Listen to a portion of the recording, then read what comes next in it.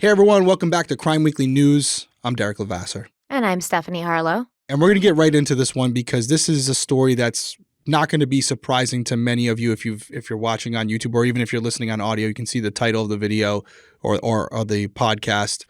Everybody's talking about this case right now, as they should be.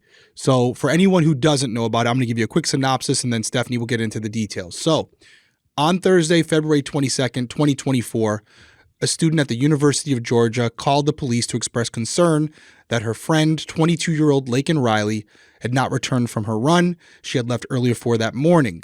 University officers found Riley on the ground in the woods behind Lake Herrick, unconscious and not breathing, with visible injuries, and she was declared dead at the scene. Before Stephanie gets into the details, this is just a terrible situation. Our thoughts are with Laken's family and obviously the whole community, and I won't jump ahead here. I'll let Stephanie get into the details and then we can talk about it. So Laken Riley was a nursing student at the University of Georgia until the spring of 2023. And then at that point, she transferred to Augusta University College of Nursing. So an autopsy was done after Laken was found dead, and it determined she died from blunt force trauma to the head. On February 23rd, Jose Antonio Ibarra was charged with the felonies of malice murder, murder kidnapping, false imprisonment, aggravated assault, aggravated battery, and concealing the death of another, as well as the misdemeanor of physically hindering a 911 call. Immigrations and Customs Enforcement has reported that Ibarra is a Venezuelan national who entered the United States illegally in 2022. And in a statement to Fox News, ICE confirmed that he had been encountered by Border Patrol on September 8th, 2022, after entering the country near El Paso, Texas, at which point Ibarra was paroled and released for further processing, which I believe means he was allowed to just stay in the United States. And they said, come back and let us know what you're doing here and all that stuff, and he never did. So a year later, on August 31st, 2023, Ibarra was arrested in New York City, and he was charged with acting in a manner to injure a child less than 17 and a motor vehicle license violation. Ibarra was released before a detainment could be issued, and since New York City is considered a sanctuary city, law enforcement is usually restricted from complying with ICE detainers anyways. On October 27, 2023, Ibarra was cited for shoplifting in Athens, Georgia, and he had an outstanding bench warrant for failing to appear in court and on these shoplifting charges. So at this point, Jose Antonio Ibarra is accused of using an object to harm Laken Riley, to harm her. That's what he's accused of doing. He's accused of using an object to murder her. In fact, I believe what the police report said is that her skull was completely disfigured. He also appears to have stopped her from calling 911, and then he dragged her body to a secluded area. And obviously, we don't know exactly what happened to Laken at this point. They have not released all the information. I think we can assume what he attacked her for, what he wanted from her. Investigators say that Jose Ibarra was not a student at the university, and he does not appear to have known his victim. They believe this was a crime of opportunity, and he acted alone, although his brother also is in the United States, and he was recently arrested for having a fake green card, basically. That's right. And his brother also has some shoplifting and crime charges that are on his record from the past few years. So yeah, this is awful. Absolutely awful. No, I couldn't agree more. And there's a couple different things we have to talk about here. First off, as far as Diego's concerned, there was a development. No. Is his name Diego? I thought it was Jose. Well, Diego's the brother.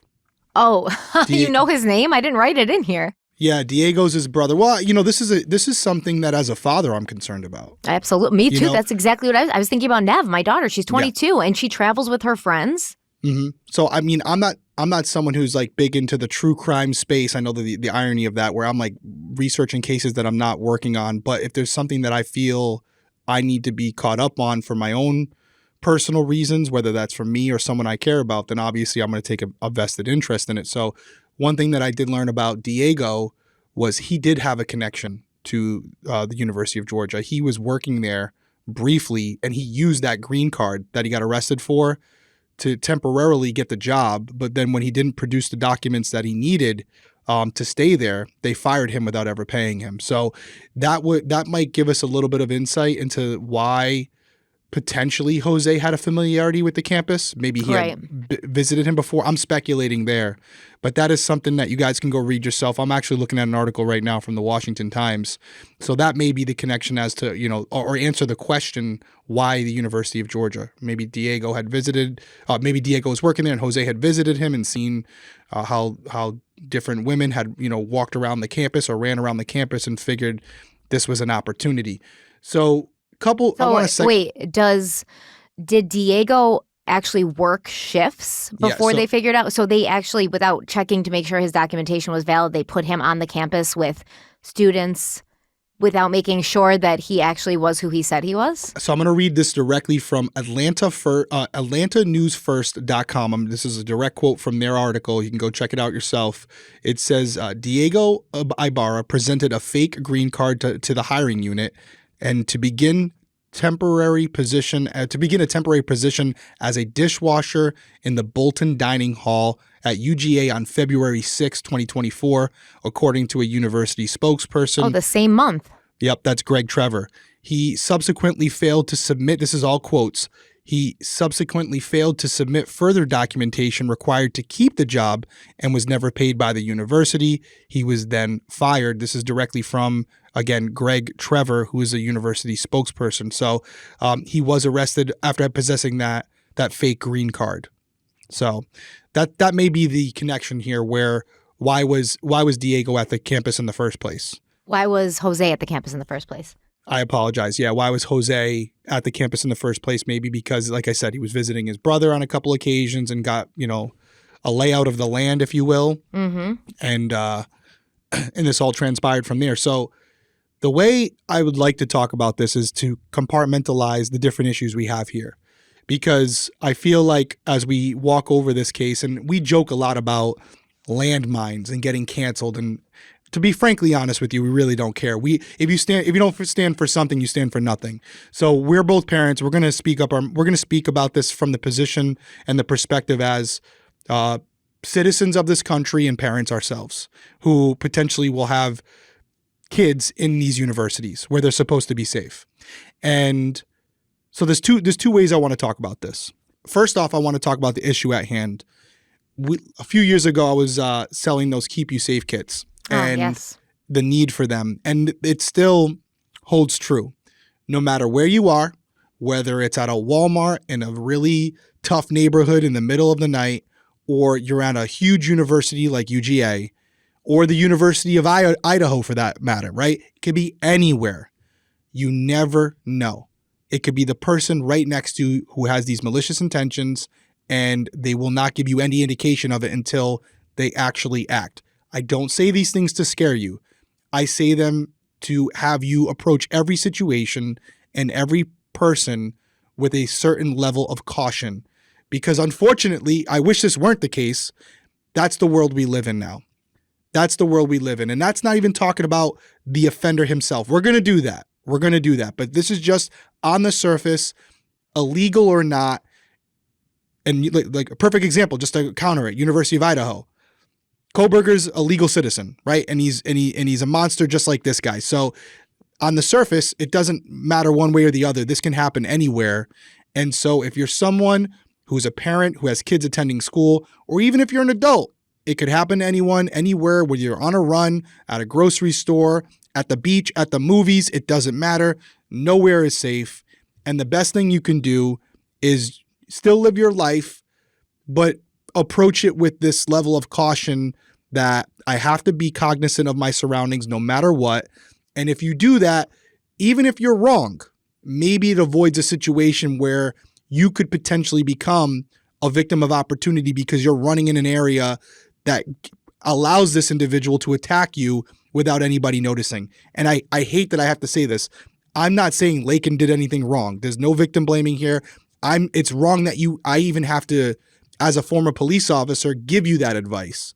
But there's certain things I can't control. All we can control is how you approach the situation, not how these monsters act.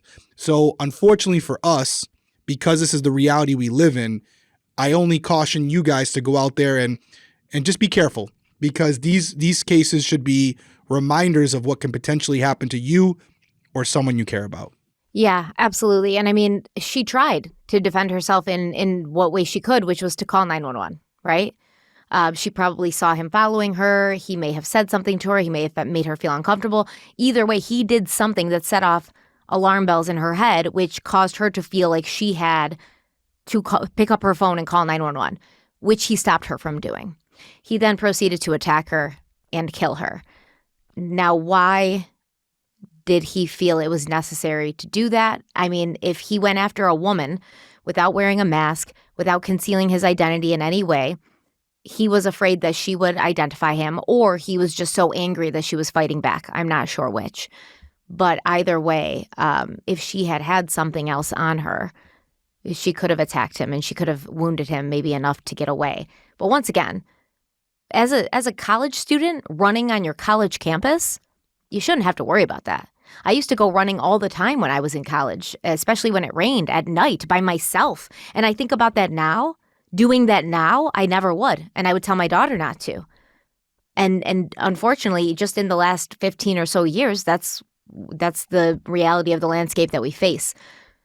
But I am just glad that they identified him because he is in the country illegally. And when you have somebody here in the country illegally who doesn't have a record, who doesn't have a driver's license, who may not have their fingerprints in the system, you do get concerned about that because they're like ghosts and you may never find them. And I mean, I think that a lot of crimes that happen where the person's a ghost and isn't in the system, they go unsolved because they were here and then they were gone. You see that even Ibarra, he comes in through Texas, then he's in New York City the next year. The year after that, he's in Georgia. He's going all over the place. And there's not even really, if he hadn't gotten arrested and if he hadn't gotten into legal trouble of any kind, we wouldn't even know where this dude was because he doesn't have a social security number. He doesn't have a driver's license. His fingerprints aren't in the system from, a previous arrest or for any reason. And it would be like he was never there. So this is a big concern, I think, because not only do you have people coming in who know that they're ghosts, right? They know. It doesn't matter if they catch me on surveillance. I don't have a driver's license. In the United States, it doesn't matter if I leave fingerprints. They're not on file anywhere. Not only are they committing crimes, but they're committing them blatantly because they know that there's really no way to track them down. With this case, they were lucky because he'd been arrested and he'd been in legal trouble before. But what if he hadn't? Nobody would be brought to justice for what had happened. And we would be talking about Laken Riley in 10, 15 years as one of those cold cases that never got solved.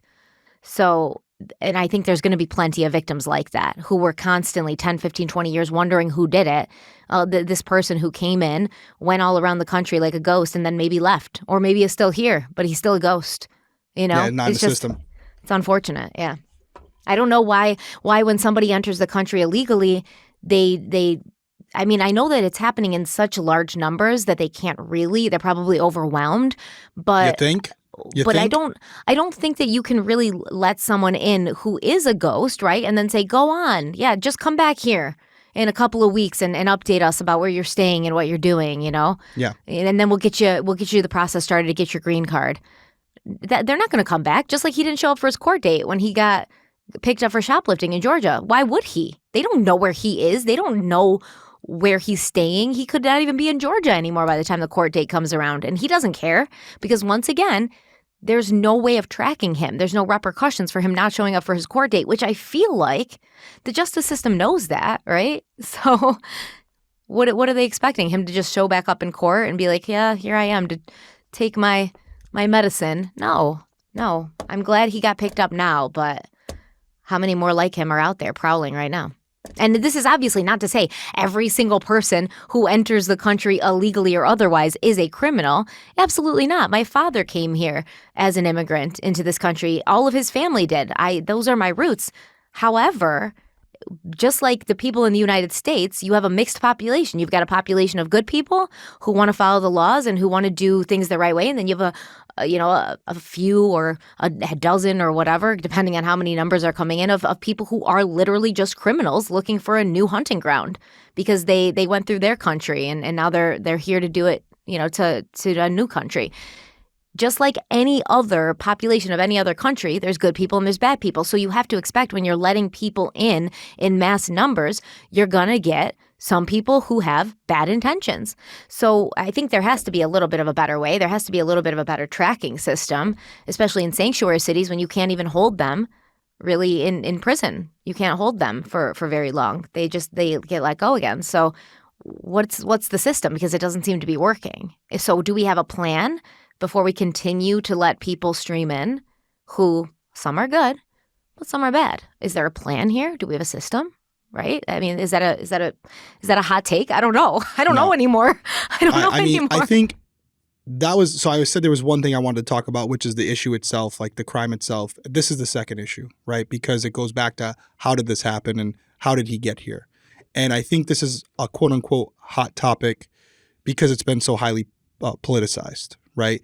You have the Republican Party, then you have the Democratic Party, and depending on who you listen to, they both have different perspectives on this. But I will say, from my general just reading of the news and looking on social media and stuff, I do feel collectively both sides are now acknowledging that there's a major crisis at the border. I don't really feel like Democrats are saying, oh, no, there's nothing going on. It's fine. They're acknowledging there's something going on. Now the political argument is we're trying to fix it, and the Republicans are stunting it. They won't allow it to happen. So we're not going to go there because that doesn't really it concerns me. Yeah, you're talking about stuff that I have that no doesn't knowledge of. But let's recap what you just said because you stole a lot of my thunder, which is a good thing. I'm so sorry. Right? I'm sorry. No, in a good way, and it's a great way because I can speak to it anecdotally. Right? I can tell you I've worked with ICE, I've worked with federal agencies, and I've also arrested illegal immigrants who are here and had situations where you arrest them for DUI and we have to call ICE. They will try and get a detainer on them, but most of the time they're like, nah, just release them with a court date. But I'm like, no, but they're illegally here and they're committing crimes. They just got into a motor vehicle accident where they struck a house after drinking and driving. They're like, yeah, but it's still a misdemeanor. There's no injuries, nothing, so it's a misdemeanor. I'm like, right. But they could have killed someone, and this is their second DUI. So shouldn't we keep them now? And no, we don't have the space for it. We don't have the capacity. You can release them. Very frustrating. Very frustrating. So to go back to what you were, and that's me personally. That's not my opinion. I've personally experienced that, and it's very frustrating. But as far as the border is concerned, I don't know anybody who can sit here and say, and I don't think a lot of people are, that there's not a major issue. We're letting in minimum 5,000 people a day they're trying to get to, like 5,000 people a day they're letting in. It's common sense that you're going to let in people who have intentions to hurt us. I'm not even talking about the Ibarras of the world who may be criminals in other countries and then coming here. I'm talking about terrorists. I'm talking about like those individuals coming here as well. There's no checks and balances. As you said, they're coming in, they're claiming asylum, and then they're being released into our country with a promise of returning to their court appearance when the time comes. And I don't know what the statistics are. Please call them out in the comments, but I'm pretty comfortable in saying the majority of them are not coming back. There's like over 12 million illegal immigrants in the country right now. I wouldn't. If I knew you couldn't find me, I wouldn't go back. I'm going to be straight up with you, right? Yeah, so the question becomes, we're not blaming them, but we got to start blaming the people who are making decisions, like 12 million people. So how many before you realize that what you're doing isn't working? Now, I'm also, just to qualify, we're not saying people got to be in cages and all these things. We're not saying any of that. But there has to be a better system. That's not our job to figure it out. That's for the legislators to figure it out and to put aside their political agendas and do what's right for the country, because I know there's going to be someone in the comments who says it, so I'm just going to cut you off at the legs right now. You're going to say, oh, well, how about the people killing each other in the country that are citizens? You're right. We have a ton of those. So we got to be more careful about letting more of them in that aren't part of our problem yet, that are someone else's problem. But because we're not vetting them thoroughly, they're coming in through the cracks. And I think Stephanie said this, but the majority of people coming here are coming for the right reason. I would just throw out a number and say, what, 90%? Sure, that's a great number. But it's still 10% of other countries' problems that are coming here that are extremely dangerous. I can tell you where I worked, there was a huge MS-13 population, and it was extremely dangerous. We had the Tratarios that literally used machetes to cut people's heads off. Most of them were not from this country. They got in through the border, and we don't really enforce it. We don't really go after it. So until they kill someone, and then it's like, okay, now they're on the radar. We can't let them out. They're going to get detained. They're going to serve time here. I thought it was weird because I do remember this when we were shut down for COVID, the border was still open. Yeah, I mean, Wasn't that weird? But I also know about, well, I'm in New York, so we have Border Patrol in a different way, right? We have Border Patrol in like the Canada way. Yeah, that's true. Yeah. However, a lot of people with bad intentions will travel to Canada and then enter the country through Canada because it's far easier to come in than over the Mexican border, right? Obviously, when you're at the Mexico border, the Border Patrol there and ICE are very much more vigilant just based on the cartels and the things that are already going on in the country, whereas Canada, it's like, what do they got going over there? Really nothing. So they're like super good, nice people. They do nothing wrong. They don't even swear, I think. I don't think Canadians swear. But anyways, so he would tell me about this, and there's a ton of human and child trafficking happening as well. So they'll come over with a bunch of kids, and then they'll be like, oh, these are my kids. And then the people at the border will be like, okay, well, have fun here in this country with you and your kids. A lot of the times, this was my old neighbor, he worked Border Patrol, and he said, a lot of the times we would then find out weeks or months later, these children were not their children. They were being sent to basically places of prostitution. And they were using, the effort to get citizenship and getting a green card and saying, oh, I just want to give my family a better life as a guise to bring these kids in. And then the Border Patrol, ICE, the law enforcement, they don't find out until it's far too late. And these kids have already been victimized over and over and over again. So we have real concerns. And I will also just say we have so many issues and concerns in this country already without adding insult to injury at this point. So I think that it's fair to say maybe we need a better solution or some sort of, it's 2024. We've got AI over here doing everything for us. People are walking around with these Apple Vision goggles on, doing this in the air and making things appear before them. We can't figure this out. And I think we need to maybe shut it down for just a little bit so we can deal with the numbers that we already have. But there has to be a better way of checking up on this. Otherwise, you're literally just punching holes in the boat and letting it sink because there's already so much happening here. And we already have so many people who are living on the streets here, so many people living at poverty levels, so many people who need government assistance, so many people who need the help of our government, and they're being overlooked already too. And now you're just adding to those numbers of people that are being overlooked. And whether it's to help them or to stop them from harming others, they're still being overlooked. We have so many people here already, so many people who need help, and so many people who have nefarious intentions. Do we maybe think we want to chill for a second and kind of like stop the bleeding before gashing it open again? I don't know. Yeah. It feels obvious and logical, but I'm not sure what the reason is that there's not something better happening, I guess. Well, that's the political side to it, right? That's when you get the opinions of different parties who say why it's still going on the way it is. And this isn't what we do. So we're not going to go there. I think the final thing that I'll say on it is I know a lot of you are probably, well, not a lot of you, but some will say, you're sitting here pointing out the problems, but you don't have the solutions. And for me, how could we have the solutions at this point? The problem got so large. I have a suggestion. Oh, okay. What is it? My suggestion would be we have to serve as a deterrent. We have to set an example by, listen, if I'm someone coming from another country and I know what happens if the United States is saying don't come, but we know as an illegal immigrant that when I get there, the process is for them to detain me and then they're going to release me into the United States and then I can disappear. Well, I'm still going to come. Of course. I'm still going to come. Yeah. It's almost like your kid. If you say, hey, you're going to lose your laptop or your iPad or your iPhone if you do this, and then they do it and you give it back to them the next day, they're going to do it again. Yes. So we have to send a message globally that although we are a country that is diverse and wants the best of the best from around the world, we want people to come here. That's how we became what we are. You're not going to be able to come here and just go into the country without being vetted. And we have to make it where the conditions are humane, but also not fun, right? Like there are people who have to come in. We have to help people when we can, but we have to set a precedent. We have to start doing something more than what we're doing. We have to protect our citizens who are here already, or even, anybody who's here already. Right. And there are going to be some tough decisions that have to be made at the border when doing that, because you may have to turn away some women and children who really do need help. And I say that with a huge heart because I don't want that to be the case. But like you said, we have a huge problem in this country right now that's going to take probably decades to fix. And by saying out loud, don't come here, but with our actions saying another thing, nothing's going to change.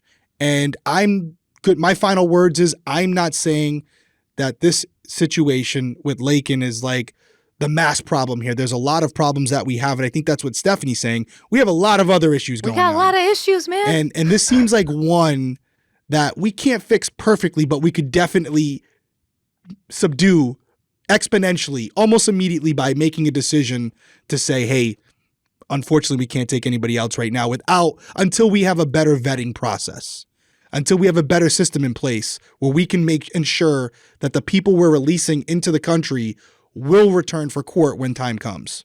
Yeah. And I mean, like, think about it on a smaller scale, just because I know that people have a hard time understanding how to fix problems on such a large scale. But logically, think about it on a smaller scale. Let's say you are a woman and you have 10 children and you have gotten to the point now where you cannot keep these children under control and you can't even feed them at this point. Would you take in 10 more children? You probably wouldn't, right? Because you'd be like, no, I don't have the resources right now to handle 10 more children. So I feel bad that these children need a place to go. But if they come here, it's not going to be good. So it's not going to be a good situation. And I don't know, like, remember the show Locked Up Abroad? I don't know if it's still on. I know for a fact every time I go to a different country, I am so on my best behavior. And I'm not a criminal, but I don't even want to like litter because I don't know their laws, and I ain't trying to get locked up abroad. I'm not trying to go to get in any legal trouble in a different country because, I mean, shit, like, it's not good for you if you do that, right? We all know. We've seen these shows. Sometimes these people sit in prison for decades before they even let anybody from the embassy see them. Now, that's what we need to do here. We need to make people who come here as visitors, tourists, or potential citizens terrified to break the law because they know there's going to be repercussions. But instead, it kind of seems like a free-for-all amusement park over in the United States, right? Whereas if you go to a different country, like, I wouldn't go to Venezuela and break the law because I'd probably end up, at the bottom of a hole, murdered, honestly. You don't know what could happen. They make it very clear in certain countries, if you come here and mess things up or cause trouble, it's not gonna go well for you. So I think there needs to be a little bit of that. And I don't think that it's wrong to scare people away from breaking the law in a country that is not their home yet. So, or, I mean, even if it is their home, we should have some sort of, like you said, deterrent to committing illegal crimes. Yeah, right? It's too easy to get here. People. Right? It's too easy to get in the country and kind of disappear right now. Yeah, it's too easy. Well, our thoughts are definitely with Laken Riley's family, and obviously the community surrounding UGA, and obviously the entire country, because I think it really does shake up everybody. But specifically her family. Again, your daughter's at school, getting a college degree, doing the right thing, out for a run, and this happens. I can't even imagine. I really can't even imagine it. And we're thinking of them, we're supporting them, and we're hoping that something comes from this. I don't want it to be a political issue because Laken's life is worth more than that. But I really do hope that it resonates with people who can make decisions on both sides of the aisle to say, hey, let's put our differences aside and do what's right for all the Laken Rileys of our country who are out there and scared and wondering if this could happen to them. So that's where I'm at tonight. Any final words from you before we wrap this bad boy up? No, I feel terrible. She's a nursing student. She's just going out for a jog. She's trying to go to school, keep healthy. Yep. She has a loving family, and then a law-abiding citizen, and then she's gone for no other reason than the desire of one man to have her for whatever he wanted for a short term, and then he just ended her life as if she was nothing, as if she was garbage, as if she didn't matter. So honestly, I hope he fries. I really do. 100%. I hope we don't do some stupid, like, let's just send him back to his country. Oh, no, he's here for life. Yeah. If he gets found guilty, he's here for life. He will not be deported. He'll be spending his life in prison in a United States cell somewhere. And I will also say it because I don't want this to be a political thing, and I don't think that It's this not should for be us. I don't think it should be a split issue. This I is think a that common everybody, sensical thing. Yeah, I mean, like I said, my father and all of his family members are immigrants, and I will tell you that the people who come here and get their citizenship and go about the right routes, they feel the same way as we do. Because they did it right. And it's a pain in the ass, right? All the paperwork and having to go back and forth, but they did it because they wanted to take pride in being a citizen of the United States. They wanted to pay taxes. They wanted to be held, to the laws and also reap the benefits of being a person who lives in the United States and calls it home. So they don't like this stuff either because it casts a really bad light on for people who look at things in a very blanketed, generalized sort of way. They may look at somebody coming in who's from a different country and say, "Oh, immigrants, terrible! Like they're causing." So it casts a bad light on everybody who's trying to come here to start a new life. When that's obviously not the case, but still, when things happen in such high quantities, people who tend to generalize will go in that direction. And so whether you're a citizen by birth or you're a citizen because you came here and you took the right path and you did the right thing, none of us want people coming in here who are ghosts to be threatening our families, ourselves, our children, or any innocent person who's just going to school and jogging and trying to live a good life. Nobody should want that. So I don't think it's a hot take. I don't know. It shouldn't be a controversial opinion, and I don't think that we should be split on this. I don't think any person should be split on this. Don't come into the country, don't live in the country, legal or illegal, and murder people. Don't do that. Yeah, that's a start. Yeah. For me, I hope I've made it clear so far, but if I haven't, I'll reiterate. I'm not even villainizing people who are attempting to come here illegally. Like, obviously, I don't want them doing that. I'm more frustrated and upset that we're aware this is happening and we're creating a system where indirectly we're incentivizing them to do it. And when they get here, because we're overrun with how many we have coming in, we're unable to properly process and vet them individually to ensure that when we're releasing them, we know who we're releasing into this country. So I'm more mad about that than people are always going to come here. It's just going to happen regardless. You could do whatever you want. You could have, guns pointing at the borders. People are still going to come here because some people really need it, and risking their life is more worth it than staying where they are. I don't know what that feels like. So that's fine. We can't change that, but we can change how we process it and how we deal with it when it does happen. And we're doing it wrong right now. And it's a bigger issue. So for me, Laken's death and a lot of the things going on in this country are at the feet of the decision makers of our country, not necessarily the people who are trying to come here. We can't really control that. Yeah, entirely. The decision makers aren't great at making decisions, are they? No, and exactly. But we can, as a country, control how we're handling it, how we're processing it. And it's a bigger issue for a bigger day. What do we know? We're just this little true crime podcast, but we are parents. We are people who walk and talk and live in this country just like everybody else. And we go to the grocery stores and the library and public events. And we have family members and friends who are in college. And, it affects all of us equally. So we're thinking of Laken's family. We're thinking of all of you out there. Obviously, everyone stay safe, and we will see you Friday for audio with Rodin Family Massacre Part 2 or on YouTube on Sunday. Everyone have a good night. We'll see you soon. Bye.